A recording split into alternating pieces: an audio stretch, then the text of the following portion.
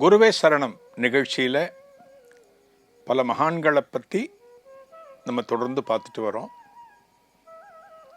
அதாவது இந்த தேசத்தில் இருக்கிற மகான்கள் எப்படி வாழ்ந்தார்கள், எப்படியெல்லாம் நமக்கு உபதேசம் சொன்னார்கள், நமது வாழ்க்கை முறை மாறுவதற்கு, அதாவது ஒரு நல்ல பாதையில் நாம் பயணிப்பதற்கு எப்படியெல்லாம் நமக்கு வகுத்து கொடுத்திருக்கிறார்கள், இப்படி எல்லாத்தையும் பார்க்குறோம். என்ன காரணத்தினால குருவை பற்றி நாம் தெரிஞ்சுக்கணும்? நாமெல்லாம் நினைக்கலாம் தெய்வம்தான் பெருசு, குருலாம் அப்புறம் அப்படின்னு நம்ம நினச்சிட்டு இருக்கோம். ஆனால் தெய்வத்தை விட யார் முக்கியம் அப்படின்னா குரு தான் முக்கியம். அதனால தான் இந்த குருவே சரணம் பகுதியில் பல குருமார்களை பற்றி நம்ம பார்க்கிறோம். தெய்வத்தை விட அப்படின்னா என்ன அர்த்தம்? இந்த மனிதகுலம் வாழ்ந்து இந்த மனித பிறப்பை பூர்த்தி செய்வதற்கு, ஒரு முக்தி என்கிற நிலை கிடைப்பதற்கு நமக்கு குரு உதவுவாரா, தெய்வம் உதவுமா அப்படின்னா குரு தான் உதவுவார். அந்த குரு தான் தெய்வத்துக்கிட்ட நம்மளை பற்றி ஒரு ரெக்கமெண்டேஷன், ஒரு சிபாரிசு கொடுப்பார். அதனால குரு தான் முக்கியம் நமக்கு. இந்த நிகழ்ச்சியில் இன்னைக்கு நம்ம பார்க்க போற மகான் யார் அப்படின்னா ஒரு நாயனார். இவர் பேர் காரி நாயனார்னு பேர். நாயனார்கள் 63 பேர். இந்த 63 நாயன்மார்களும் எப்படி வாழ்ந்தார்கள் அப்படின்னா, சிவனுடைய திருவடிகளே சரணம்னு சிவனுடைய திருவடிகளை சரண் புகுந்து சிவனடியார்களுக்கு தங்களால் இயன்ற சேவைகளை செய்து வாழ்ந்து வந்தார்கள் அப்படின்னு நம்ம பார்த்திருக்கோம். இந்த குருவே சரணம் நிகழ்ச்சியில நம்ம எண்ணற்ற நாயன்மார்களையும் பார்த்து கொண்டு வருகிறோம். ஒரு நாயன்மாராக இருந்து சிவனடியார்களுக்கு சேவை செய்யணும் அப்படின்னா அவர் பெருசே அரசனா இருக்கணுங்கிற அவசியம் இல்லை. அவர்கிட்ட செல்வம் பொருட்கள் குவிஞ்சிருக்கணுங்கிற அவசியம் இல்லை.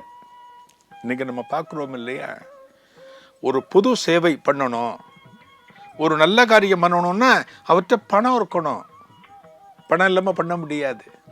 ஆனால் அந்த காலத்தில், நாயன்மார்கள் காலத்தில் பாருங்க, இவற்றை இந்த காரி நாயனார் செல்வந்தர் கிடையாது, ஒரு பெரிய அரசரும் கிடையாது, சிவனடியார். இதை தாண்டி இவர்கிட்ட என்ன இருந்தது? ஒன்னே ஒன்று அப்படின்னா சரஸ்வதி கடாட்சம். சரஸ்வதி கடாட்சம். பெரிய புலவர் இவர். இவர் எழுதினார் அப்படின்னா, ஒரு காவியமோ ஒரு நூலோ எழுதினார் அப்படின்னா அத்துணை ரசங்கள் அந்த நூல்களில் தென்படும். இப்போ புரியுதுங்களா?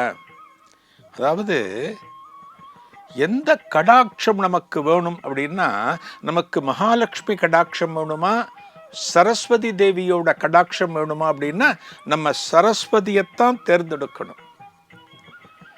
மகாலட்சுமி கடாட்சம் வேணும்னு வேண்டலாம், பிரார்த்திக்கலாம், காசு கிடைக்கும், பணம் கிடைக்கும், பொருள் கிடைக்கும். ஆனால் அந்த பொருளானது ஒரு நாளைக்கு அழிஞ்சு விடும். பொருள் நிற்குமா? நிற்காது.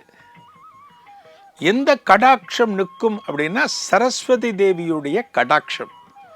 அதுதான் காரி நாயனாருக்கு கிடைச்சது. இவரோட சிந்தனையில, இவருடைய எண்ணத்துல யார் குடியிருந்தா? சிவபெருமான். சிந்தையில் சிவபெருமான். இவருடைய நாக்குல சரஸ்வதி தேவி.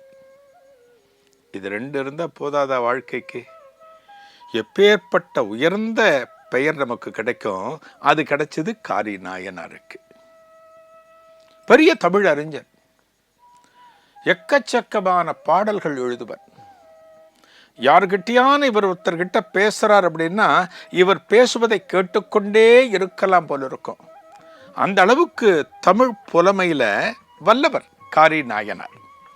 இந்த காரி நாயனார் எங்க பிறந்தார், எங்க வளர்ந்தார் அப்படின்னா திருக்கடவுர் என்கிற திருக்கடையூர். திருக்கடையூர் கேள்விப்பட்டிருக்கீங்க இல்லையா? அந்த திருக்கடையூர்ல தான் இவர் பிறந்தார்.